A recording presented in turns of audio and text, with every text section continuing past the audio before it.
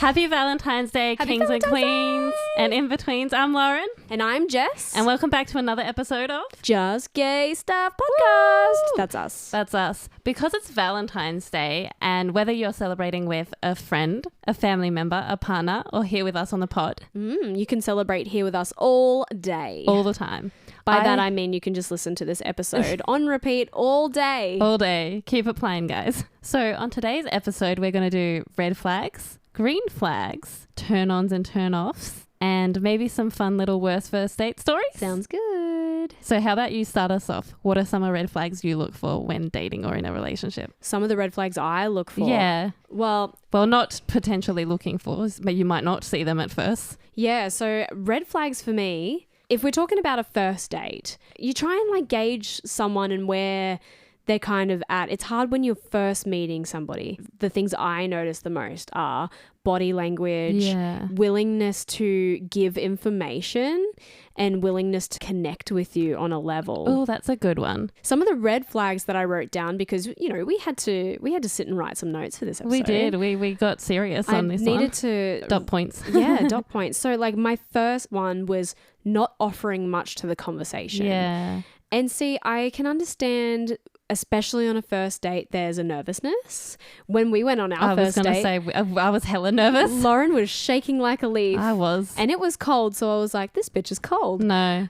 She was just really nervous. I was just really nervous. But the willingness to have conversation was still there. I was trying. So I think you can kind of say, okay, this person can be shy. Maybe that's not why they're talking so much. But I think it's the willingness to give information as well. Yeah. My next one was comparing you to an old partner in conversation. Oh, yeah. This on a first date, I feel is... Yeah, maybe not on a first date. If you're talking openly about your exes and sharing experiences, that is a bit more acceptable, I feel. Maybe not on a first date, but I think for us, we had the exception because we already knew we were out of... But I'm talking about slight comments of... oh, my ex, well, blah, blah, blah, blah. And it's like a constant comparison or something that they're talking about with you as if it's still a very prominent thing in their life. And you're like, why? I think that's a bit of a red flag that maybe they aren't over the their person ex. they were with. And they're into the dating pool far too quickly. Yeah. Which let me put my hand up and say, I knew I was going into the dating pool far too quickly when we met. Yeah. Oh, no, you did. But we were very open and honest about that. And I think we always have been. That honesty is the difference. Yeah. My next one is someone who has had many previous partners over a short period of time. Oh. So if you find that kind of information out, I'm not saying I know how to get that information out of somebody, but maybe it's a case of, oh, I've been in like 6 relationships in the past 2 years. Yeah, that's true. It makes you wonder about their commitment level. Yes, commitment level. That's a definite point. My second thought process was, does this person have like a personality trait that is driving people away? Yeah, that's true. Maybe an anger issue, or maybe they have mental health that they are not dealing with, and maybe they need extra support and it's really affecting their relationships. Yeah, or projecting something on someone else. Yeah. And then my last one was not wanting to answer general questions. Yeah. So that comes down to, I guess, an openness. On a first date, guys, you should be able to tell that person what your favorite color is, what kind of... favorite food. Do you have a pet? Yeah, exactly. What kind of car you drive if you drive. What are some of your favorite hobbies? Do you have siblings? Yeah, things that are loosely about you. Obviously, we're not going to like delve into on a first date. They want to know where you live. Yeah. That would be a red flag. Yeah, that would be a red flag. They don't need your address on the first date unless they're picking you up, which in the world that we live in, meeting at a place at mutual ground is probably the best thing. Yeah. What about you? What about red flags that you see? Okay. I think for me, unfortunately, I did not see a few of the red flags. I am guilty of that. But my first one now, after going through all the trauma and stuff that I've seen, has been vices. Yeah, okay. So like if people... this is just me personally because I have been through... The ringer with multiple partners who have told me one thing and then gotten onto drinking or gambling or smoking and spent all my money doing that stuff. So I don't have anything against that, and that's not a red flag I would look for in general. But because I've had this trauma, I'm now a lot more like, taken of a step back. Does that also come down to an honesty though? Because obviously these people that you've been with previously would know to an extent that maybe they have a bit of a problem and they've just played that problem down to you. Yes. And then that problem that they've had has then affected you as a person, and it's affected your relationship. So it's not really the thing that they're doing. No, it's not. It's more the lying and the deceit, I think, especially. But it stems from that vice. Yeah, it stems from that vice. And essentially, especially the person prior to our relationship, they never told me that they had a problem, or they did, but they told me that they had been sober for a very long time. But then suddenly one little thing happened and they were back to drinking, and when I called them out on it, there was a lot more, but then there was the end of the relationship. So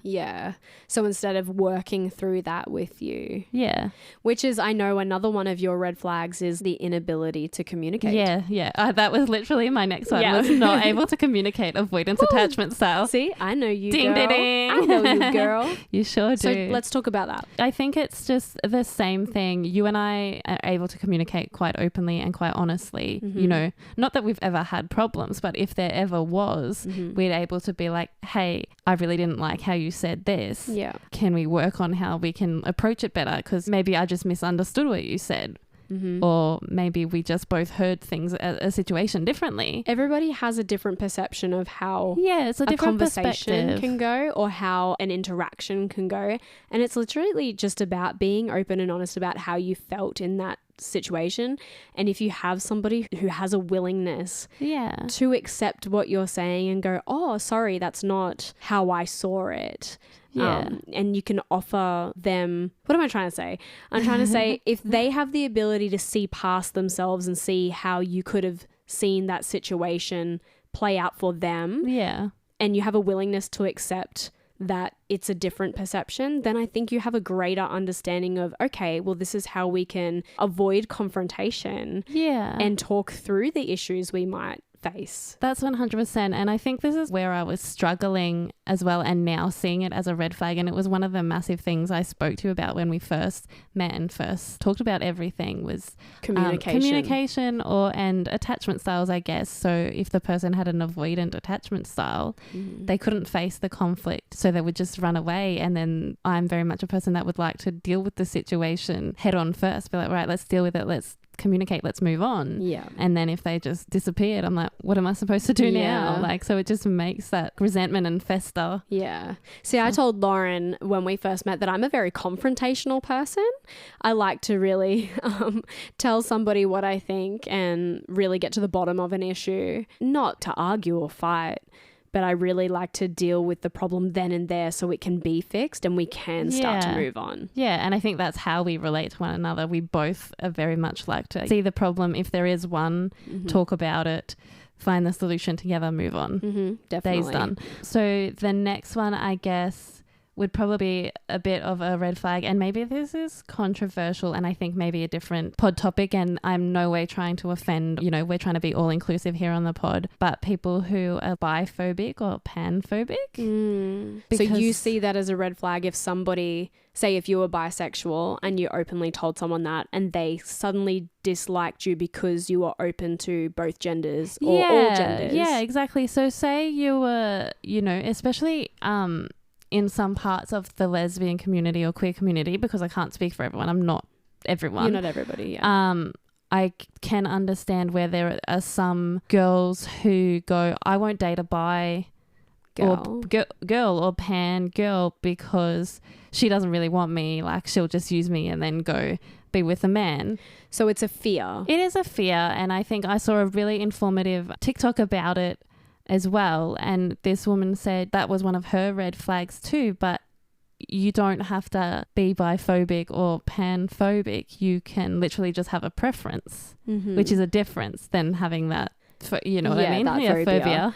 I think ultimately that comes down to nobody wants to be cheated on. Yeah. And the fact that somebody thinks that maybe someone who likes all genders is more likely to cheat on someone of the opposite sex or same sex. I think ultimately, guys, if you're afraid of being cheated on, it can happen with anybody. It'll happen with anybody. You and I both have experiences and stories. Yep.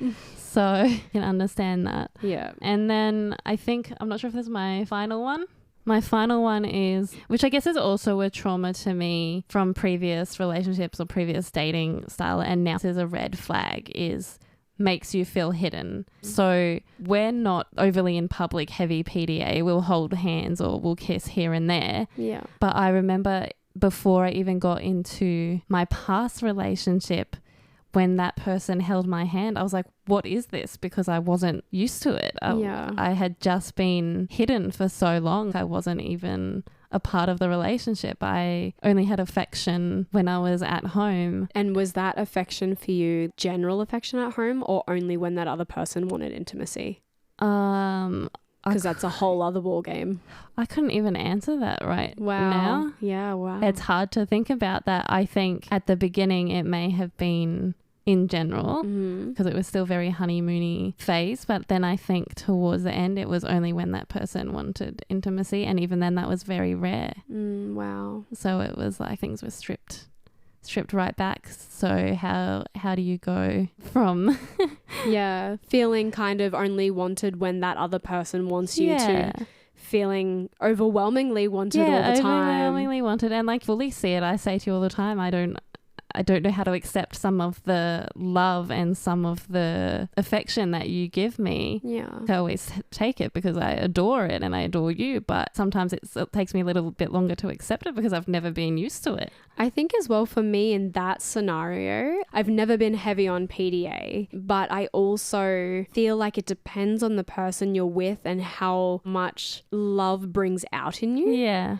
In no way, shape or form have I ever hidden any of my previous partners at all. No. But the level of affection does vary, and it has changed from my past relationship to our relationship. Yeah. I feel within myself a lot more intimate on a daily level in terms of how close we are, how much we hug, how much we kiss. And like, we haven't been together that long. No, not at all. So I can still see how that can be an early thing that could potentially change.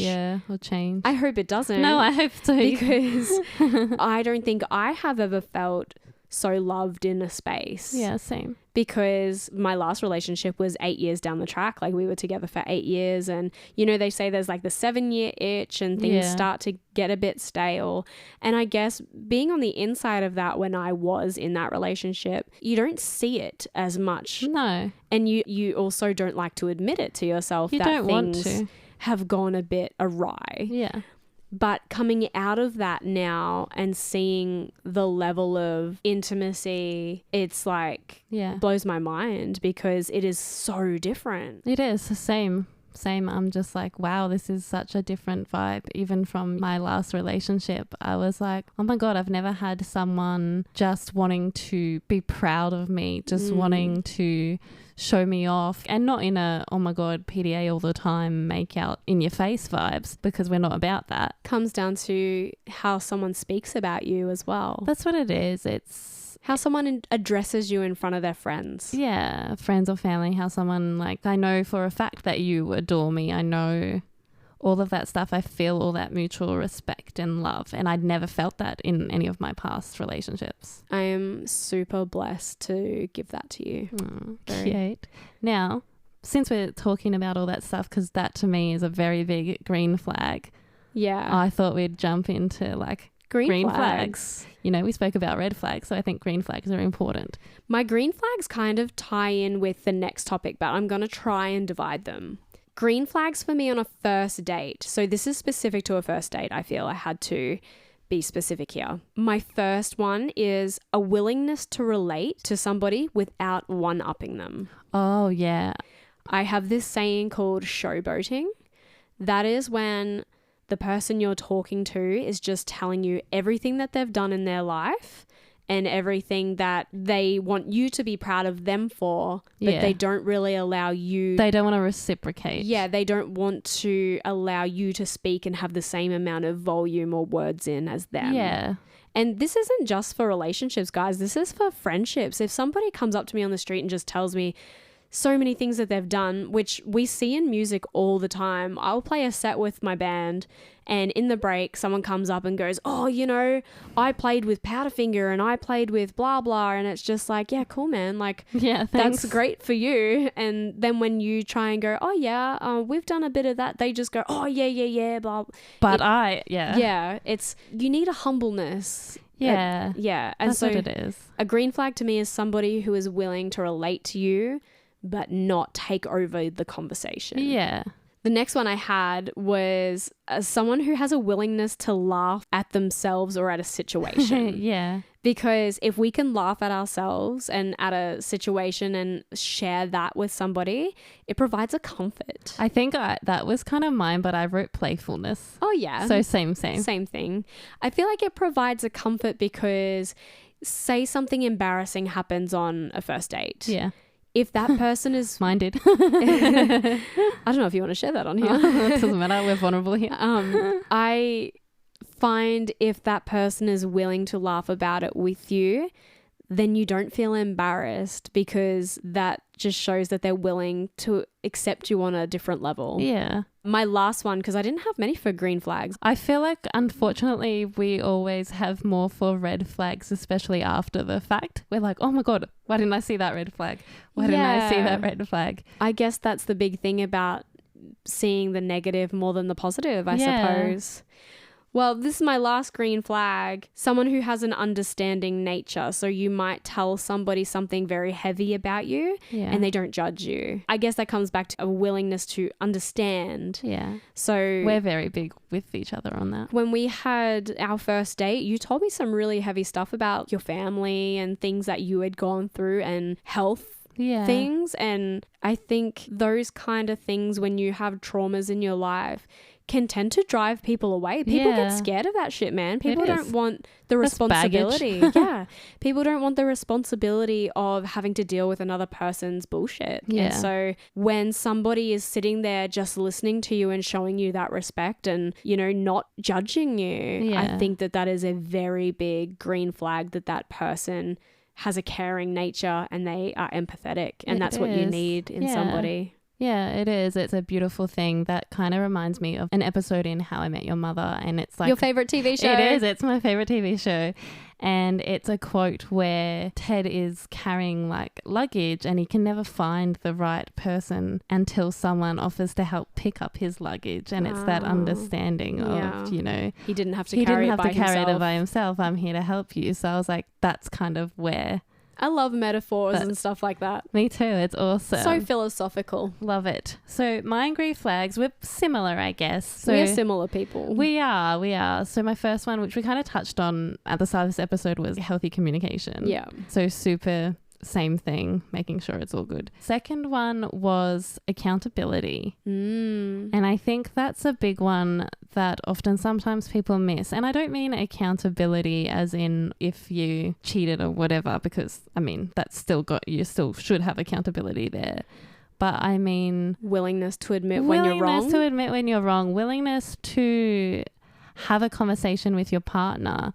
Again, that all comes under healthy communication, really. Yeah. And I think until I met you, I didn't have any healthy communication with ex-partners because they just didn't want to have the conversation. They didn't want to hear it. Whereas I know there has been a conversation where you and I have gone, I saw this situation this way. And you're like, oh, I saw this situation this way. So we both apologized to each other because we had seen it completely different and gone, right, all good. Don't worry about it. Yeah. My next one was playfulness, which we kind of just spoke on. What's playfulness to you, though? Playfulness to me is kind of like... Bantering? Yeah, bantering, being silly together. For me, it kind of is laying in bed when you're delirious and you have that giggles and just good times, good vibes. It's really important to be able to laugh with your partner. Yeah. Not even over just silly situations, but in terms of when you can kind of take the piss out of each other and you don't get butthurt because you know that you're joking. In the past, I've had a few episodes where I feel like my partner should have known I was joking because I would never say something that seriously, and they've been upset, and I then am lost as to what to do because it's something I always do. And I was you were like, no, we were just having solid banter. Where did I cross the line? So it's kind of, I guess that's another thing, is if you put healthy boundaries in place with your partner, is to know how far you can. Yeah, and that's what it is. Poke and prod. Again, it comes all the way down to communication and respect for your partner. Because again, there's been times where we've gone, hang on, nope, don't cross that line there. That's given us a bit of a nut. I've always told you, just say too far, baby. Yeah, too far, car. What'd you call me? Yeah, too far, car. So, and that then goes into what I said, understanding and respect. So someone who's really understanding. And again, like you said, I did open up to you on some very vulnerable things, and likewise, you did as well. So I think it came down to that mutual understanding and respect of openly listening to one another. I think it also helped that from the day we had matched on Tinder, we had been very open. Oh, straight up honest. We were both honest on our profiles. Yeah. And through even text messages, we were telling each other so many harrowing stories. And so that going into our first date, I feel like we already knew a lot about each other. We did. Yeah. Hopefully it wasn't too much trauma bonding. That's why we're here. Yeah. I can guarantee it's way more than that. It's way more than that. I kind of like you a lot. Yeah, I kind of like you a lot too. That's good. Let's keep it that way. I hope so. So we've discussed green flags and red flags. Mm-hmm. I thought now would be a good time to get a bit more intimate and discuss turn-ons and turn-offs. Oof. Yeah. How intimate are we getting? However intimate you like. Okay, I'm going to start with my turn-ons. Ooh. I mean, I don't need to tell you. You know. I am aware. My turn-ons, if we're staying out of the bedroom for now. Oh, you wrote all in the bedroom ones? Yeah. Well, I'm staying out of the bedroom for now. One of my biggest turn-ons is knowledge. Oh, I didn't put that one, but yeah. I love Same. Intelligent conversation and things that you can talk about that you might have massive differing opinions on, but it doesn't come to an argument. It's like that educational debate that you're able to converse about. I love having deep conversations with somebody, especially about true crime. Yeah. I want to know who killed John Benet Ramsey. Yeah, and same. I love that when I texted you if you liked true crime in one of our first messages. That was one of our first conversations. And I said to you, if you could have any unsolved crime solved, which one would it be? And we both said John Benet Ramsey. And you were like, sold. I was like, she's it. She was like, she's it for me. She's it. Found her. Found her now. All right. My next one is someone who can look you in the eye when they talk to you. That to me is such a respect. Yeah. And it shows that the other person has like a cool, calm confidence about them.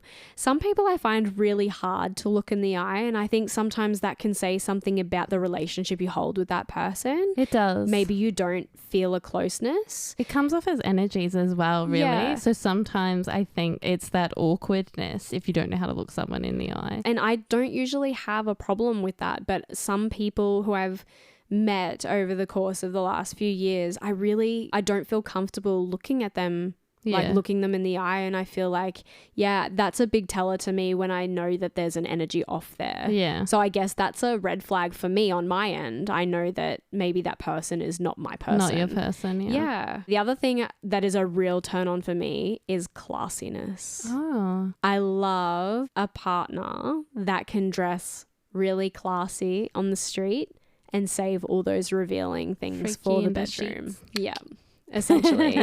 I would never tell you how to dress. This is not supposed to be a controlling thing at all. Please don't shoot me. Never. I'm just saying that it's really sexy to see somebody who can pull off looking stunning and not having to show too much cleavage or wearing the shortest shorts. Or I find so much sexiness in classiness. I think that also Call me old fashioned. You are.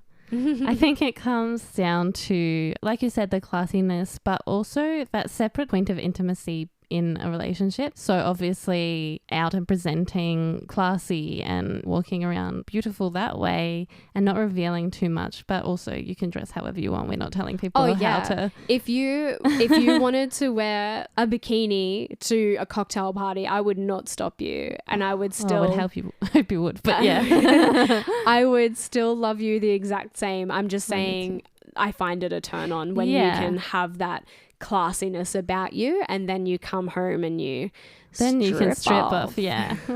Yeah, absolutely. She's just saving the present for later. Yeah, exactly.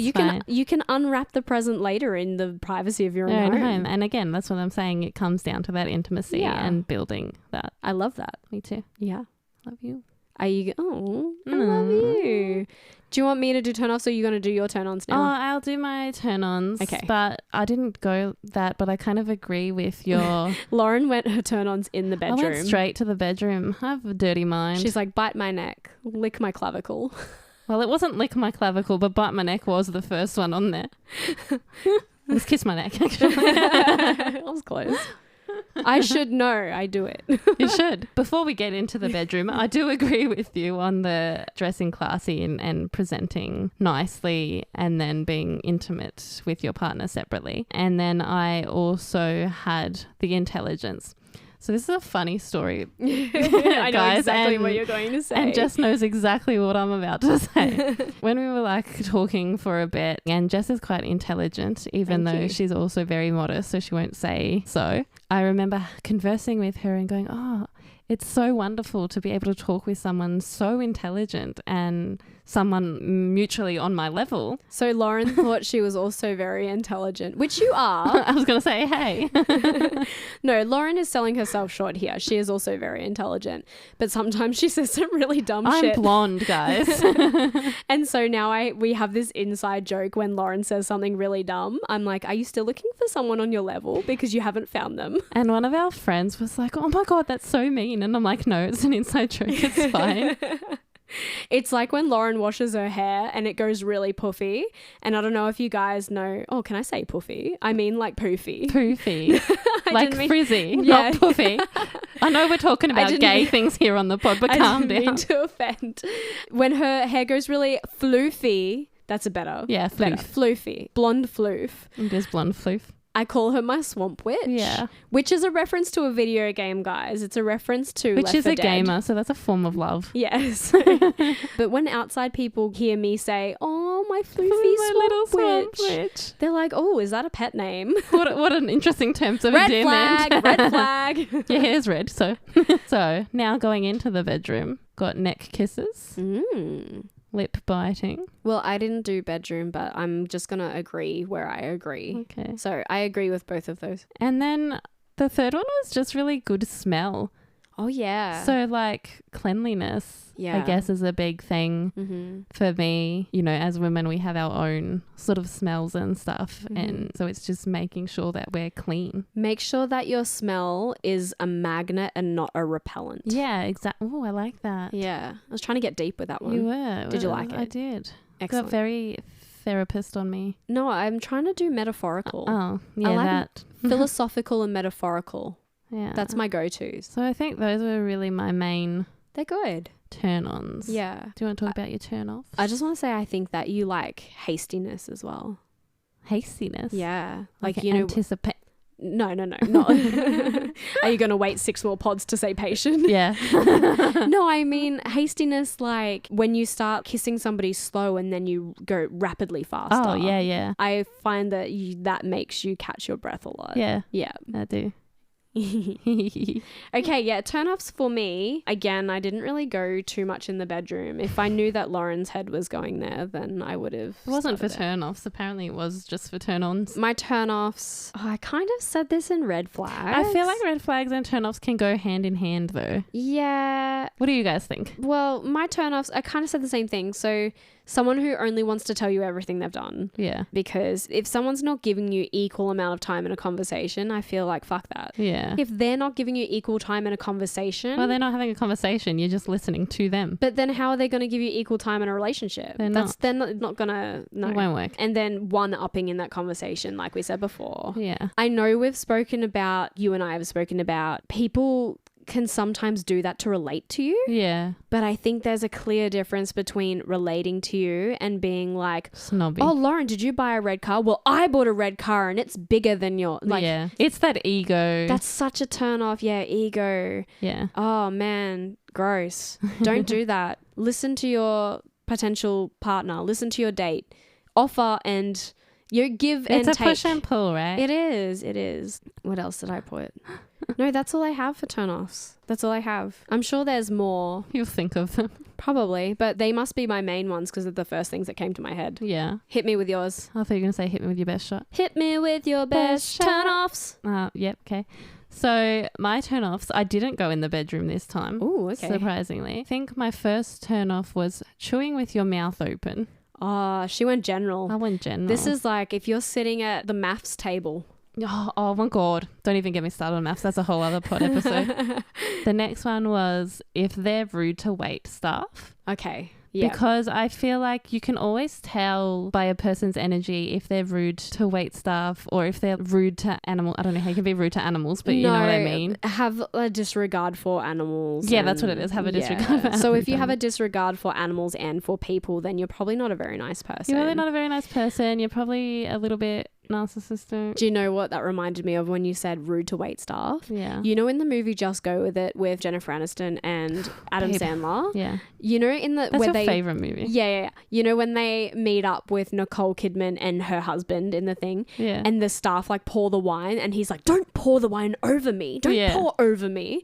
That to me is like, oh my God, blow up. Yeah. Maybe that person has a very volatile personality. Well, that's what it is. It's red flag because you don't know. Like they could be quite volatile. They could just... Hostility and volatility. Blow up at any moment. It's also that rudeness. If you're going to be rude to someone you don't know, how are you going to be in a relationship over something so little? So that's a massive red flag for me. We're going back to red flags for you. Yeah, sorry, red flags. The turn off is doing like a... It is. It's doing a switch. Hand in hand. It is. I mean, mine were hand in hand as well, so... Again, I just had doesn't take care of themselves and poor hygiene. Yeah. That is it. Well, it's a turn off. If you're... Turn off. Guys, if you're not smelling of some sweet perfume or cologne... Or even just clean shower and soap, honestly. Do you know my favourite soap is coconut soap? Yes, I do. If you smell like coconuts, I'm going to marry you. Well, please don't, because she's already going to marry me. No, I'm just saying you got to smell like coconuts. Well, I do. And then the last one was, lack of communication. And again, that's because my green flag is healthy communication. Yeah. So I guess makes sense to go hand. Obviously, opposites. Yeah. Opposites attract. Are you going to tell me about your worst first date? I am. And now I have 2. But one is actually a worse first date and the other one's not really first dates, but it's still a bit... Is it something weird that happened? Yeah, something weird. Something, how you going? Something weird that happened. Something weird. Okay, hit me with it. The first one goes all the way back to when I very first came out of the closet. How old were you? I was 26. Okay. And we spoke about this on the very first episode. But you're giving the in-depth story now. I'm giving it a little bit of an in-depth story of what happened. I didn't actually tell this story on the episode, but I spoke about my coming out experiences on the first one. Basically, I had come out, I'd said to my sister, I've got to explore with women and everything. So I was on Tinder and I matched with a few girls, which is nerve-wracking in itself, especially for a gay bee. Absolutely. For anyone, but for a gay bee especially. And I remember matching with this really pretty girl and I messaged her on Tinder for a bit. And then she told me, because you said on our first episode how surprised and willing you were that I was able to message and text message straight away and give out my number. And then she told me to message her on WhatsApp. Okay. And I was like... That's a bit strange. I was like, that should have been my first red flag. Mm-hmm.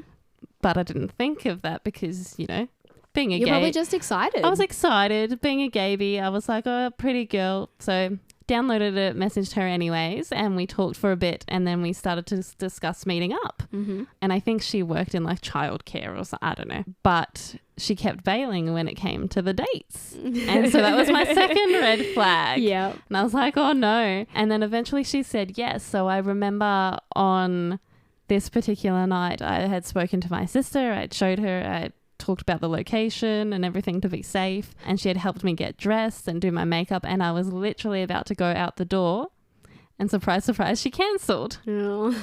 So after this third time, I had enough and blocked her, and I was like, whatever. And one of my favourite TV shows at the time watching was Catfish. Yeah. I was like, this is sounding super catfishy. Sketchy. And because of Catfish, you know how to do the reverse number search and everything.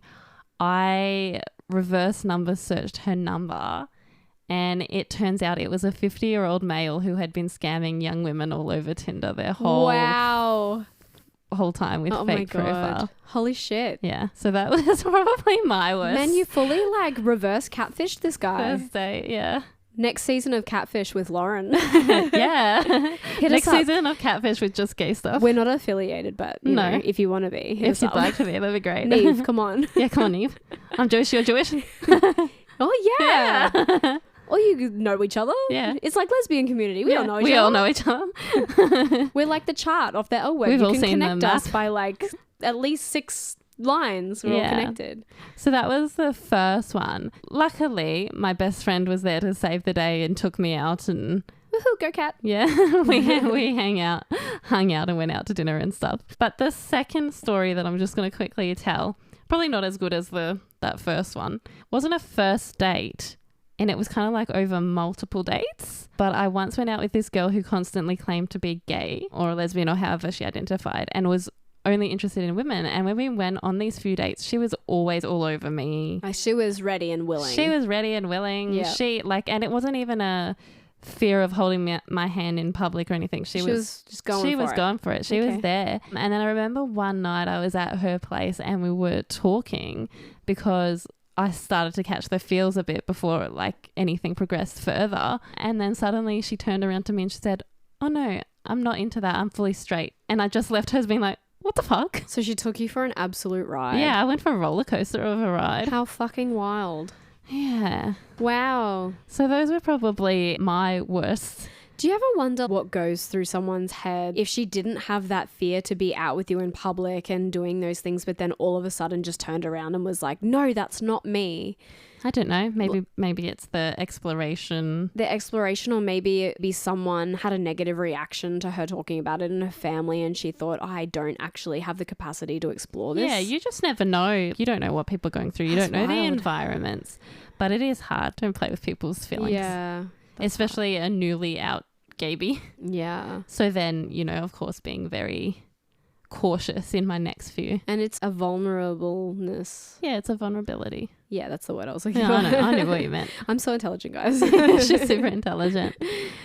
Wow. So my first date story, that is the worst first date I've ever been on. There's kind of a lead up, so I'm kind of going to tell the backstory. I have to tell like a story as well that kind of left me really sad. But essentially, I got out of a 3-year relationship with my very first girlfriend. And so I was about 24. Wow. And I had met this girl who was playing in a band. So if she listens to this, she's fully going to know who she is. But it's water under the bridge now. So yeah, this is just a story to tell. She was playing in this band from Sydney and they were up here touring and my band played with her band. And I just remember like meeting her and I was super captivated. Yeah. So captivated. I thought she was so talented, so sexy. Like she just had everything going on. Yeah. And at the end of that night that we had the gig together, before she left to go back to her hotel, I was like, oh, I really want to kiss you. Yeah. And she was like, I want to kiss you too. Or one of her bandmates had actually said to me, oh, I think she wants to kiss you. And so I was then like really forward. I was like, yeah, come on, let's do it. Yeah. So we did. And then we kept in contact after she went back to Sydney. And then she came up here after Christmas because this was like in November. Yeah. She came up here after Christmas for the long weekend. Yeah. And we hung out and we were, doing things. We hung out, we were intimate, and that felt really good. I was super excited. I was like, wow, like I really am into this girl. Yeah. And, you know, she lived in Sydney, I lived in Brisbane. Like, it was, I think I knew it was never going to work. Yeah. But I think I was so captivated and so interested, and I spent a lot of money. I was flying to Sydney nearly every weekend for like a month and month and a half.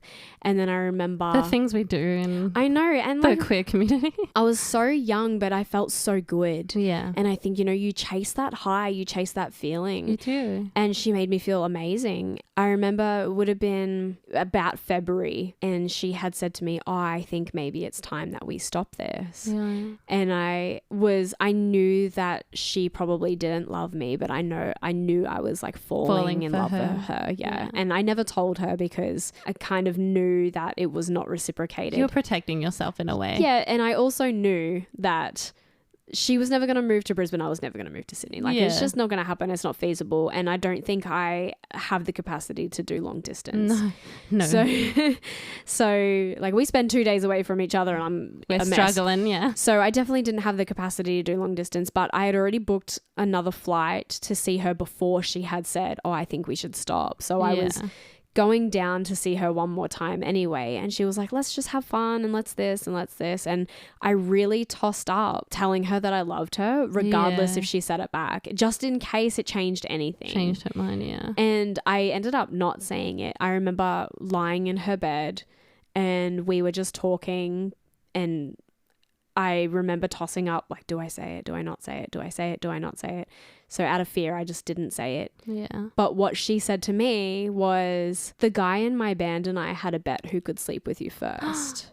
Oh my God. And that that's horrible. really hurt me. Yeah. That would have broke you. It really did. I'm on the verge of telling her I loved her, and she's just openly telling me that it was a bet that she slept with me. Yeah. And I kind of thought to myself, oh, do you know what? It had to have been more than that for her to want to keep seeing me. Yeah. Maybe it started out that way. Yeah. But that was just a really hurtful thing to say, and I don't really think that was necessary to tell me. No, it wasn't, especially if the whole thing was essentially ending in a way. I kind of feel like that's why she told me to give like a little bit of hatred towards her, so that I didn't like her anymore, and it was like an easier way out. But I don't know, that's just speculation on my end. Yeah, well, you wouldn't know. Anyway, that brings me to my first date story. But that wasn't even no, that wasn't. Well, that wasn't a first date. That was like, we'd been seeing each other. Yeah.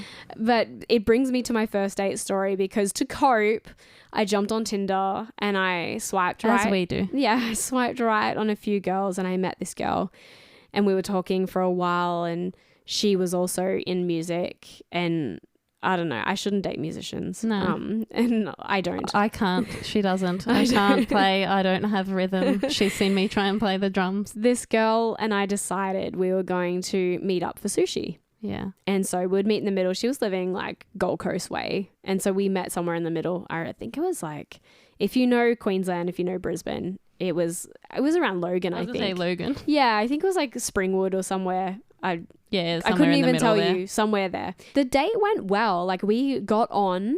She knew a few people that I knew. So, you know, we were kind of talking about mutual friends and music and things like that. Because I was really heartbroken over the last girl. And I don't think she was really for me, but we had hit it off at the time. Yeah.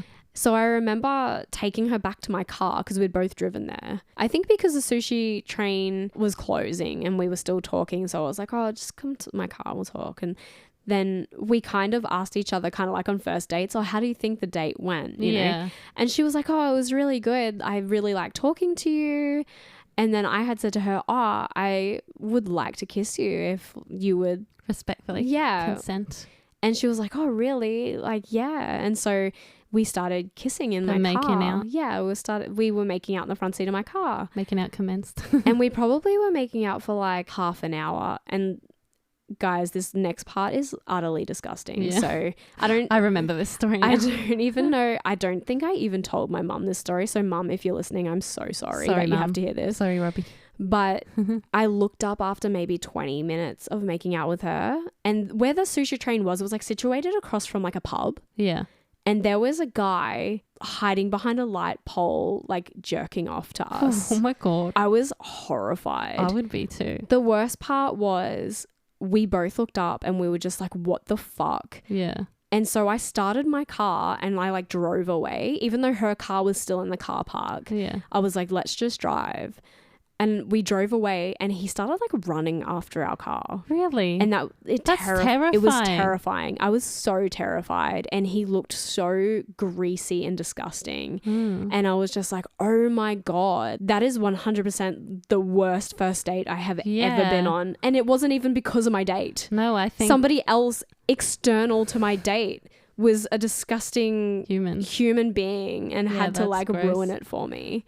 I think you definitely topped Did I take the cake? I think you took the cake on the worst first date story. I think so. I don't know how I could beat that. I don't know how anyone could beat that, but I'm sure there's a story out there. I'm sure there's stories out there. So our next question is, do you have a worse first date that could even possibly top mine? That. Or not top mine? We're hoping that you don't have a first date to top hers. We're hoping that it's not as bad as that. But if you do have a worse first date story and you would like us to give it a read on the pod, we would love to read it. You can remain anonymous if you want to. But yeah, send it in to us. Yeah, please send it in to us. Even if you don't want it read, but you want us to read it to ourselves. Yeah, we just let us know. Yeah. I think we should end there because my story kind of still leaves me speechless. It does. I've got no words after that. And I have nothing more to say. Neither. We hope you guys had a lovely Valentine's Day. Enjoy your Valentine's Day more than I enjoyed that first date. Yeah. Yeah. And remember to stay gay, motherfuckers. I'm talking about, you're talking about, we're talking about just gay stuff. Thanks for joining us on another episode of Just Gay Stuff. Make sure to follow us at Just Gay Stuff Podcast on all your socials and write to us with your stories at justgaystuffpodcast@gmail.com.